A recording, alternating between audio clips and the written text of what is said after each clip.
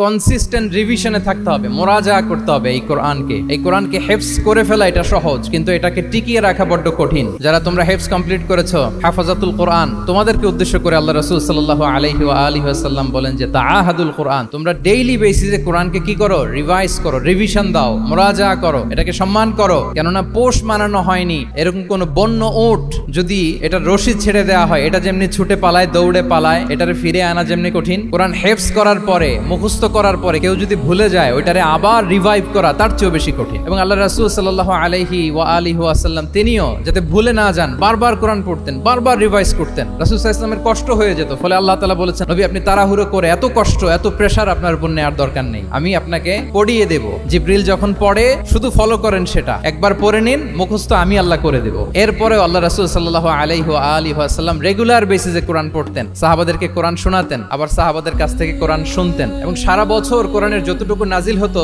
রমাদান আল মুবারাকে জিবরিল আলাইহিস সালামের সাথে রিভিশন করতেন। যে বছর তিনি ইন্তেকাল করবেন, ওই বছর দুইবার তিনি গোটা কোরআনকে জিবরিল আলাইহিস সালামের সামনে পেশ করেছেন, শুনিয়েছেন। তাহলে এটাই হচ্ছে সুন্নাহ। তিনি তো পৃথিবীর প্রথম হাফেজ নাকি? উনি রেখেছেন কিভাবে কোরআনকে, প্রিজার্ভ করেছেন কিভাবে? রিভিশনের মাধ্যমে। You have to revise a lot, you have to recite a lot. এটা আমাদের মনে থাকবে তো নাকি? শিক্ষার্থী বন্ধুরা আওয়াজ করো, মেক এ নয়েজ।